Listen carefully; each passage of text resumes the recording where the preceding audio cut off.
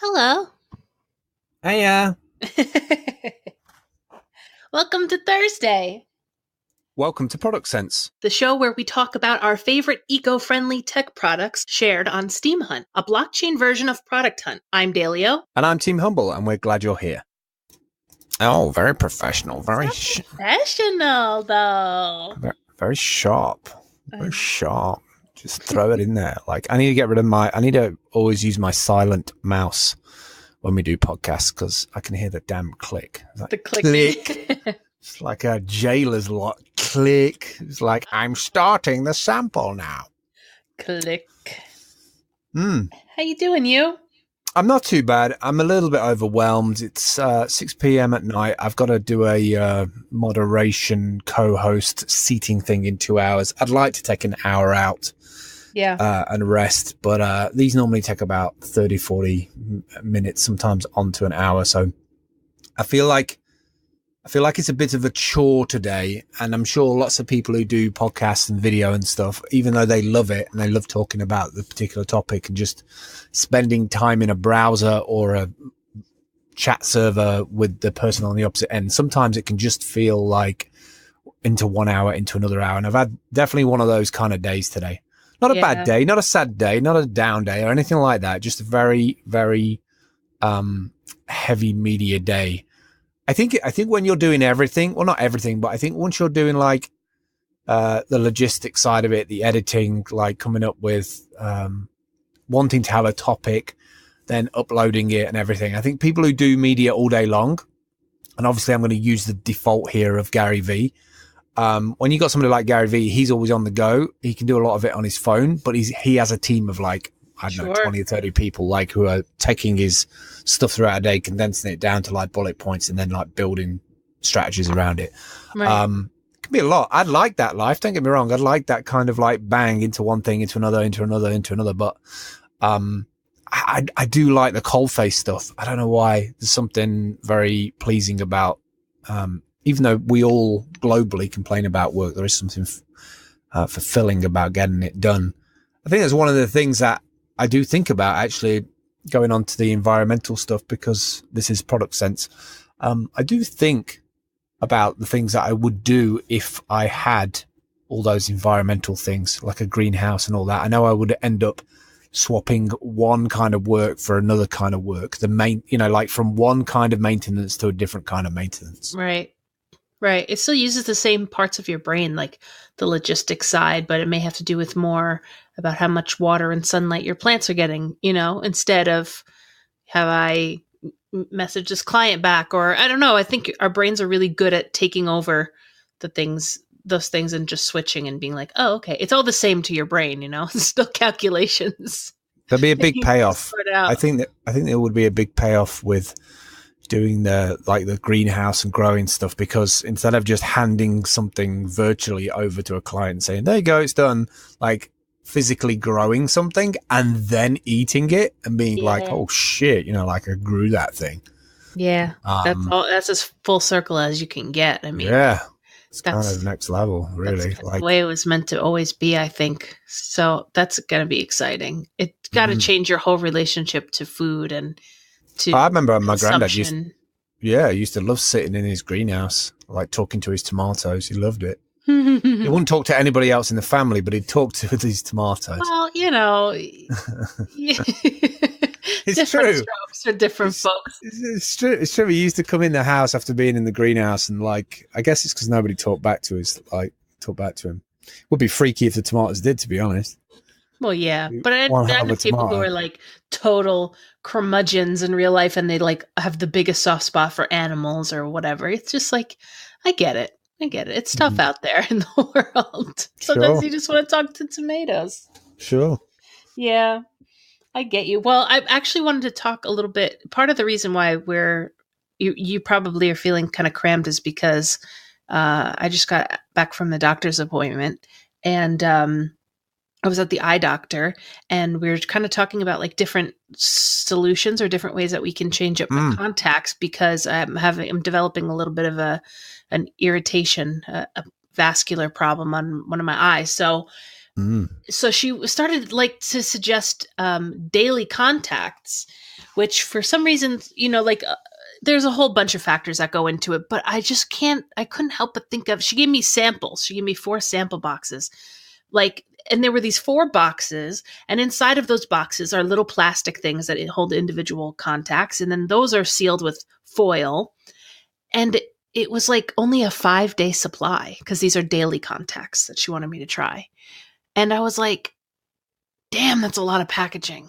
And I first thought of it from a perspective of, okay, if this is what 5 days looks like, what does 6 months of these contacts look like, first of all? And second of all, where does all this packaging go? Which, that's rhetorical because we know where it goes. But, I think we talk a lot about the products, and I think the products themselves are important, but the way that the products are packaged and the way that they get to us is, I think, a really big deal too. Massive. That I want to talk about today. Yeah, I'd rather have a walking cane with some kind of Pez dispenser for my daily optics coming out the top. How cool would that be? Yeah, for sure. I mean, there's got to be a way because they're suspended in fluid. So even is it because your eyes are getting dirty for leaving ones in for a week or not cleaning them or what? Why switch to daily? Well, it's not a cleanliness issue. It's more of an oxygen issue. My eyes aren't getting enough oxygen on the surface. So, and it means I'm not wearing my glasses enough. I'm wearing contacts too much and I'm sleeping in them, which I know I shouldn't do. So I got a new prescription. My actual eye prescription went down, which is really cool. So I'm not getting more blind, but in my left eye in particular, I'm not getting oxygen. So I got there's apparently some new technology that lets in more oxygen than the contacts I was using because, of course, I'm sure they're more expensive too. But the strategy behind dailies was if at the end of the day, you just have a new pair of contacts to just jump into in the next day, you could take them out at night and just toss them away. You don't have to worry about taking them in and out every night to avoid not sleeping in them. So it just made Contacts are really just for people who don't want to wear glasses, or is there other reasons for it? It's a supplement to glasses. A lot of people, for me, my glasses make me feel nauseous because my prescription's so high. So, people who play sports and do certain activities where I guess glasses get in the way, there's that as well. But yeah, I let her know. I said, my glasses make me really nauseous. And she's like, yeah, you just got to work up to it and get used to them more. So, and I get that too. I think a mix would be good for me personally, but it also made me think if I really was didn't want to create any waste or any packaging, glasses are the move for sure. I don't know. I don't know how I feel about going daily on contacts. I don't know why we don't have stores everywhere. I don't know why Amazon's not taking the lead on this, because Amazon's just shrunk down their whole Amazon Go thing where you can walk past some styles and it detects from your phone if you've got an Amazon account and all that, and you can just grab what you want. It's got machine learning cameras. Grab what you want, walk out with it. You don't have to do any bills and tills or whatever. You'd think somebody like Amazon would instantly buy somebody like Brandless, right? And I imagine they will at some point. It's probably why Brandless has done it. But we need to get to a point where we need to rejuvenate the whole packaging industry. Totally. Even if it goes down to I know there's a couple of places in London where you can go in and there's dispensers for washing powder and coffee. It's everything is packaged. Bring the bottle back, right? And it just refills the bottles, right? Or your plastic container, whatever you use for that stuff. I know it's plastic, but until we have bamboo ones that are cheap and regular, I don't know how we're going to do that. But you'd think somebody like Amazon would be on that, because it's gonna cut down on their packaging as well. Surely they just ship the shit,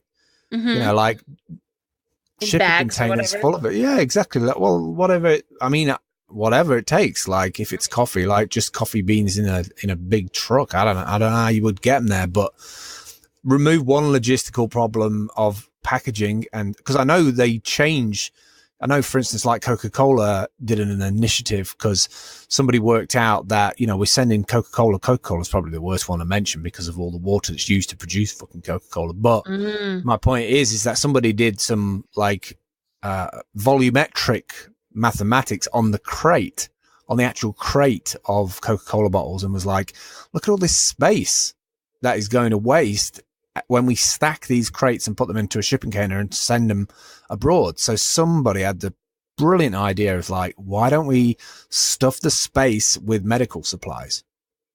Wow. So what they started to do is to use the whole volume of like the case. So we ended up with this like doctor initiative program where they designed kind of like a container that can go like upside down and fit into the space in between the bottles, and like in a crate you've got the bottle tops, right so like that's the sort of stuff that gets me excited, because that's taking something that everybody knows about and not changing it, adding to it, and then also helping people like change their perception of it, right? If you're a big brand like Coca-Cola, like people everywhere in the world, like you walk past a cold ice machine in, I don't know, bad example at the moment, Venezuela, and you look into a cold machine, it's like Coca-Cola sign. Oh, I know what Coca-Cola is. If you don't know the rest of it, it's like it's a global brand. So I think all these big brands have got an opportunity, Amazon included, to take the lead on a lot of this stuff. Yeah. Because at the end of the day, if I can't get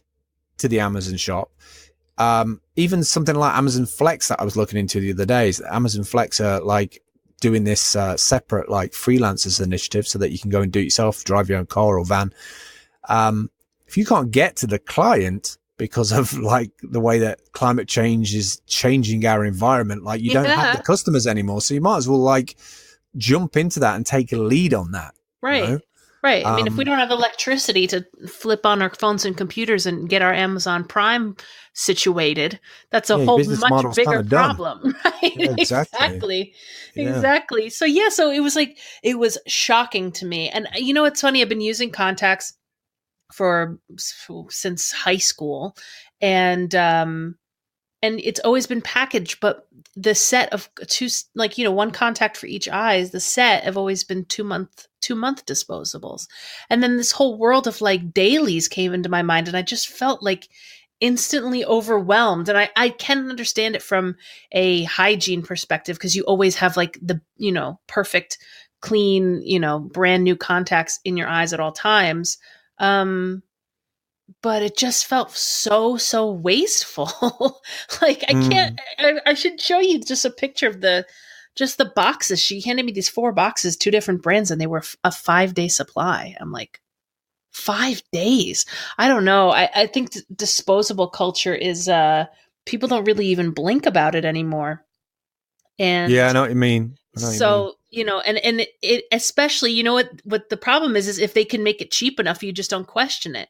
So, I asked her about the price, and she said, "Oh, well, don't worry about it. They offer a $200 rebate when you buy a year's worth." I'm like, God damn, like they make it so damn cheap that you don't care about the fact that it's packaging, because, you're like, well, whatever. So that's crazy. I don't know. I know it just like that. This literally happened all like within the hour, and it just so happened that some of my picks for this week for eco hunts on Steam Hunt, 2 of them are actually packaging related. So I felt like it was kind of like a good a good little theme of the week. So the first one is it's a type of new plastic.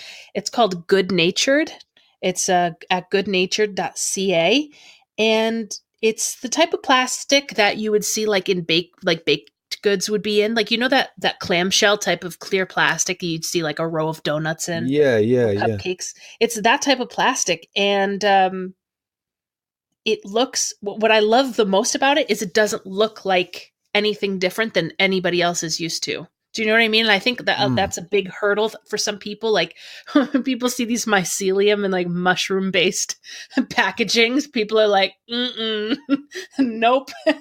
People don't like change. Yeah. And it's a little bit, it's like, it's too much. And I kind of appreciate these guys going like softly, because it would take absolutely no difference for a company like Amazon or like, whatever your local bakery to swap out to these, and it's not even like a conversation they would even have to have with the customer because you just keep going along your merry way. Do you know what I mean? You give me a good segue to quickly jump in there as well, because there's something I should add there. When I worked for a Plas plug company that makes these like plastic plugs that, you know, a whole bunch of injection molding plastic things in general. I remember walking past the engineering management department and having occasionally I'd see people like demoing new products or cheaper plates or things to save money in that department. And I'd walk past and I'd wave and they'd wave at me, and I'd go into my department, which is the computer department. And I think this is a big global problem across the board, and nobody talks about it. And it's something that needs to be talked about, is that there is somebody in the purchasing department who are buying materials cheaper materials, cheaper costs, that are going into the product. And nobody is talking then to the PR or the media team or the communications team about them doing that. Right. They've just saved money. So there's a problem there for me, because when you want to maybe go look for another price or get value, or you want to stay with that customer, that you want to keep that customer on your books, like you should be doing an extra step there. You should be going back to your social media department, your media company, your communications part of your company, and you should get them to align with the communications company and turn it into a storytelling moment, right? Because it's no point just having packages turn up and me not knowing that your packaging is better than it was 6 months ago.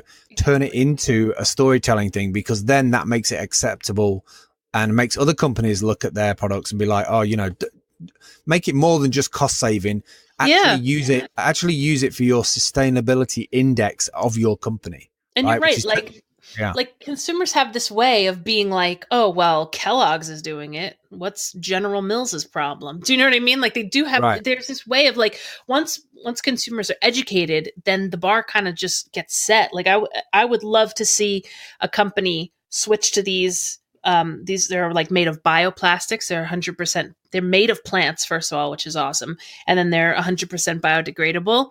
Like how cool would it be as if they switched to like all of these type of packages, and then 6 months later they were like, oh hey, 6 months ago we switched to these plastics, and like nobody noticed.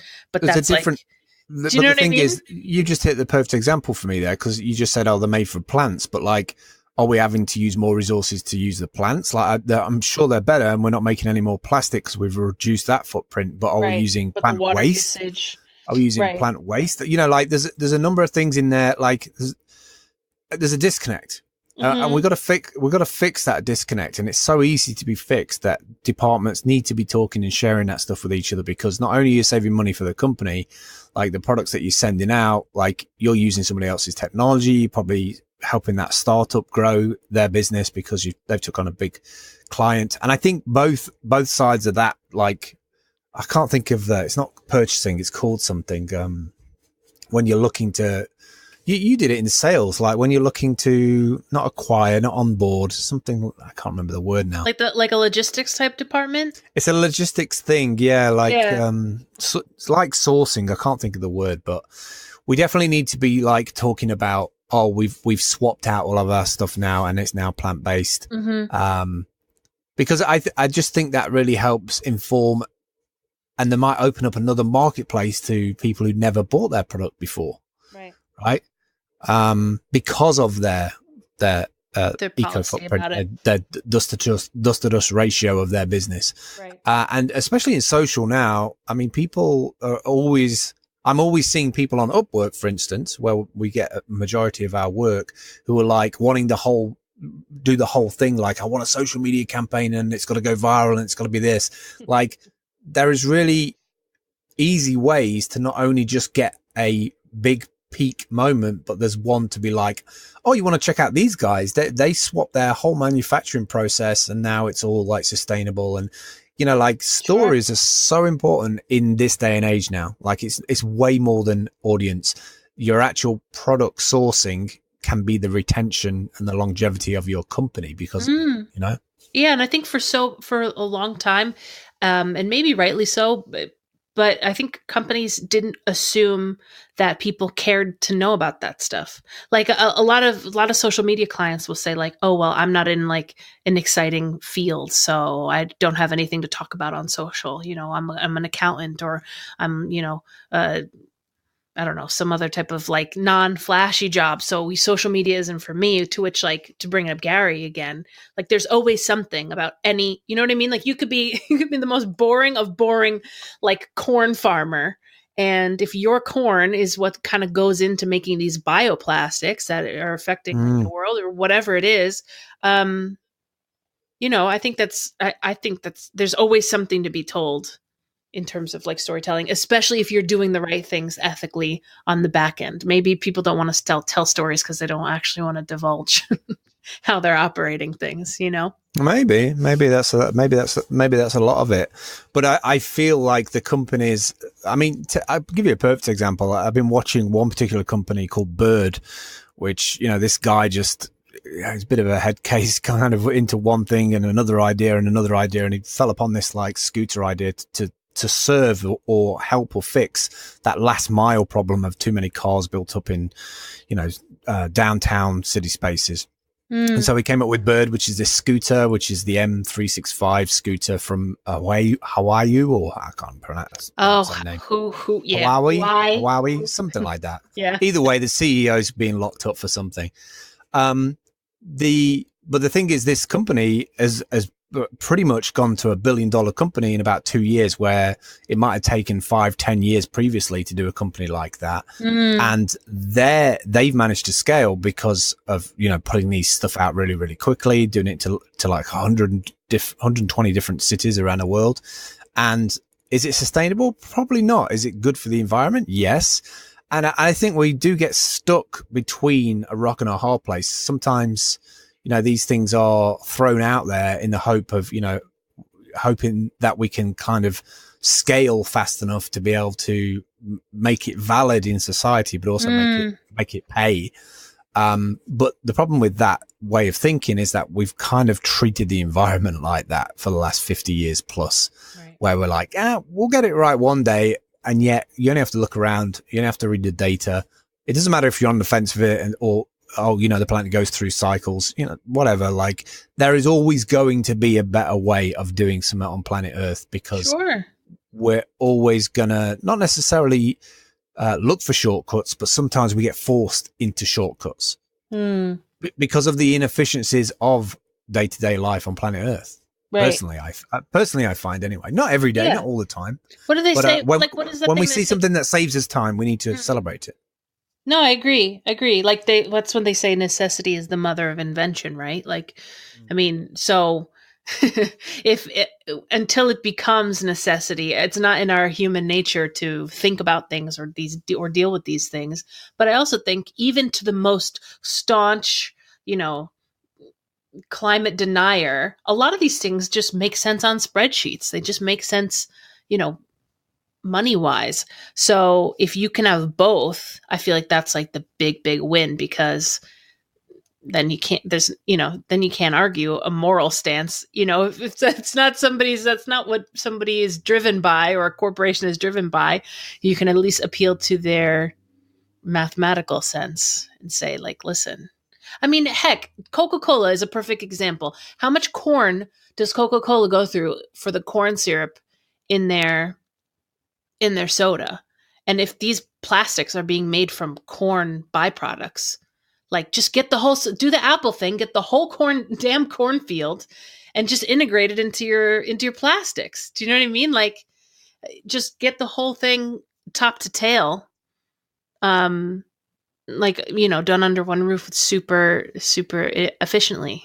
I don't know. It's just my idea. I'm not a Coca-Cola executive, but we'll all be drinking synthetic Coca-Cola. Yeah, I mean, I did just make a case for corn syrup, so I don't know how I feel about that. I was going to say, I don't drink Coca-Cola, or try and cut out that stuff, because I know it doesn't do me any. It's not even just hearing things. It's like, I know that stuff doesn't do me any good. You know, like, I gradually, as I got older, I know what triggers me. And when I've not had anything for a long time and I eat certain foods, it's like that I know are bad for me, or I'm just like trying to relive a memory of like, oh, I remember what it tastes like. You know, I enjoyed it. You know, a lot of the time after I've eaten something like that, I'm like punishing myself. Like, why did I eat that? Like, it's full of this crap, it's full of that. I don't know if it's got these additives in it. Like, you really do need to be aware and awake of those things on a day-to-day basis. And that, like I say, life's fast. Life's getting faster every day. It's very difficult to live a convenient life that doesn't kill you. I love that. I love that. It's so you know true. what I mean? It's so true. And like, I think this food packaging is such a huge thing, because food is disposable, and so that makes by proxy the packaging disposable. I mean, okay, yeah, we can rant and rave about plastic drones, but if you own, or a camera, but if you own the thing for 10-15 years, it's not as bad as, like, you know, sometimes you'll see in like convenience stores are the worst, because you'll see like apples and bananas wrapped up in like cellophane and plastic, individually wrapped, and you're like, stupid. Why? So stupid. I saw a picture somebody shared online that was like, if who was the guy? Was a natural protection that was on this fruit already. Oh wait, it's a banana. But who was the guy? And it's got to be a guy. It can't have been a woman who made this decision. Who was the guy who signed off on purchasing? Who bought that fucking machine to do that? Like, the like cling wrap. I'm telling you now. I'm sending this out to every company globally who listens to this. You need to get rid of Brad. Brad is buying shit you don't need. Brad is buying shit you don't need. You can always see Brad. He's the one who needs to get his car serviced. He's the one who never comes out for drinks. Oh, no. You need to stop giving purchasing power to Brad. Yeah, for sure. Well, I have another one really, really quick. I know we want to keep this one a little bit short, but it's along the same lines. It's actually, we've seen a couple of these on Steam Hunt, but this one I think is a little bit different. It's a, you know, the little coffee pod machines that we're always complaining that the coffee pods are just piling up everywhere. Yeah. Hate them. So there's the Keurig. That's like the big one. But this one is actually a reusable stainless steel coffee pod for the Nespresso machine. And that has always been the one that nobody could crack the code for, I believe. It's pretty easy to buy like generic little basket holders, filters for the Keurig. But because the way that the Nespresso like punctures the foil and then disposes of the cup like internally, you know how like the Nespresso's I don't know. I've never owned one. Okay, so never owned one. Yeah, so well anyway, so this is a refillable capsule, compatible and usable for the all of the Nespresso models. They make one for each. So it actually has its own little tamping mechanism, and you can, because it's an espresso based thing, the grounds can't just be dumped in there. That's why it's always been more difficult to create a reusable package. So this apparently is a system that does that, and I'm so into that, because they're kind of cool machines, but that's like the big downside is every time you have a cup of coffee, you're creating plastic. So it's same thing. Same thing as with food waste. Like, food is so disposable. Obviously, you eat it and then it's done, and then you have packaging for 100 years after that. Like, that's insane to me. That's just nuts. I think there's a lot of things that we see outside, or don't see out of our line of sight, which if we did, we wouldn't subscribe to a bunch of the stuff that we do on a day-to-day basis. Just accept it because it's there, you mean? I don't believe we would live so conveniently if we knew the detritus and the fallout of, like, I bet hardly any people know about the whole new laws that, you know, China was trying to force on even just America with, like, their trash. Oh no, we can't accept this kind of trash because it needs to be, you know, a certain level of I think it was a toxicity thing in terms of, like, we can't treat certain trash, so, like, we're just knocking it back. Like, even just that week or month or 3-month period where people are, like, sending stuff back. Like, just imagine the amount of fuel that's being used on a mistake. You know, like, oh, this is the wrong size, this is the wrong packaging. Oh, we printed 100,000 of these. Oh, we'll chuck them away. I think we need I was always promised that there was going to be green jobs. I remember 10, 15 years ago that like big thing, you know, eco, solar, wind. There's going to be some big eco jobs. And those jobs never came to fruition. Not that I saw anyway.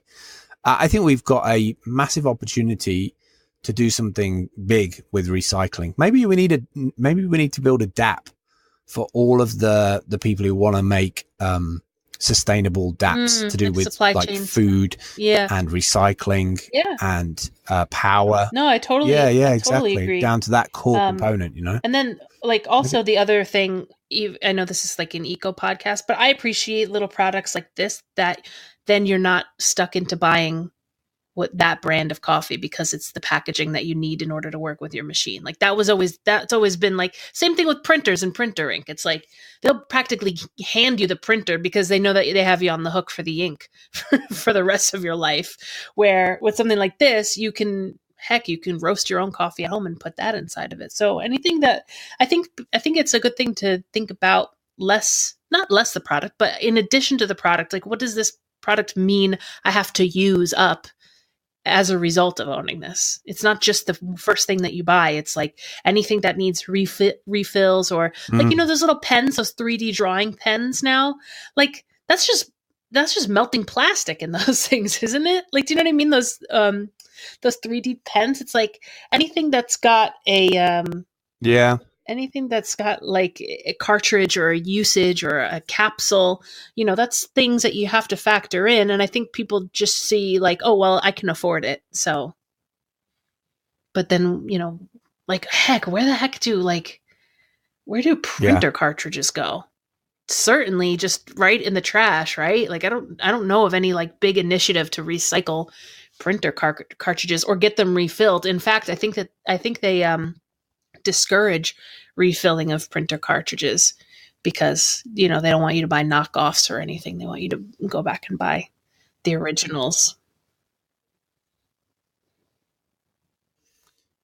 It can be super overwhelming, I think.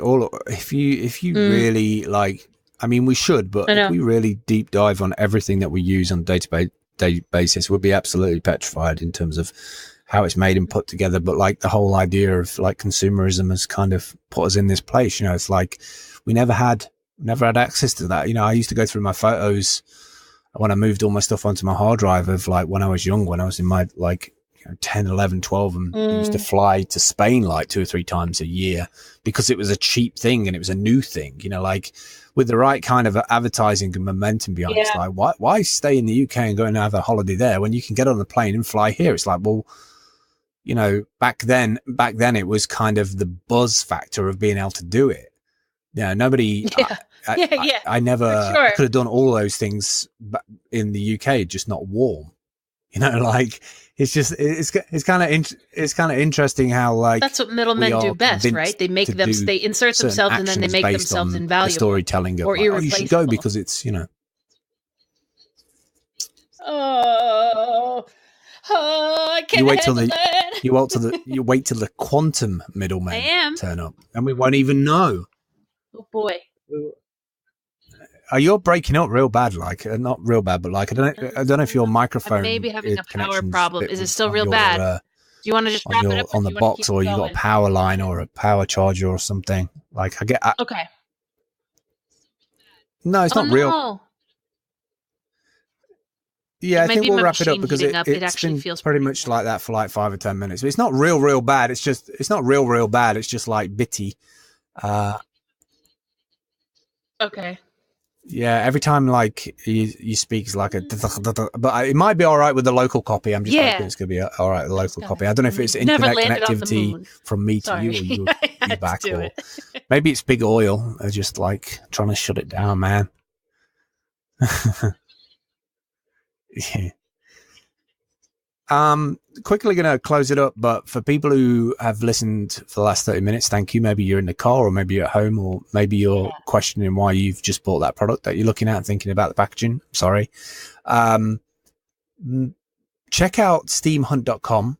It is a decentralized version of Product Hunt. Product Hunt is a site where people contribute cool web apps and services. And Steam Hunt is a decentralized blockchain version of that running on the Steam blockchain, where you can be incentivized with Steam and these Hunt tokens, which will be used for different things next year because, everything's being tokenized. And if you're interested in earning those without putting any money in whatsoever, you've probably been burdened by Bitcoin or heard all the bad news about Bitcoin. And you want to get involved, but you don't want to put any money in it, or you think there's some longevity in it. Do check it out. Go to steamhunt.com. You're going to need a Steam account, but luckily for you, you can go to the top right-hand corner, click on sign up. And as long as you provide a phone number, like a mobile number, then you can sign up from the website right there, which then gives you access to about 400 different, what are called I could dApps, talk about packaging all day, apps. But do we need to? I need to think about. So if you've been getting contacts. fed up with social media and YouTube and other centralized sites, do check it out. I think that's us what the for point today. Of the podcast I think is, it's right? a short one today. Just bringing it up to think about. Yeah, exactly. Yeah, you need to have a good think about it. All right, we're going to close it out. Sure. Sound it out. Yeah, sound it out. Yeah, if anybody wants to feedback, by the way, comments, I think you can do it in the Anchor app. But we're also at, it's going to say it in the outro. Okay, bye. All right, we will catch up with you next week. We'll have a bit more of a rounded out show. It's kind of busy for us in the second week of December, but we're going to sprint into January and we'll be completely fresh by next week. We'll see you soon. Take care. Bye. You can support the show by heading to anchor.fm/Product Sense and clicking support this podcast, or by checking out any of this week's sponsors. You can subscribe to Product Sense wherever you listen to your podcasts. And you can hang out with us on Discord by visiting smarturl.it/talkback. Thanks for listening. We'll see you next time.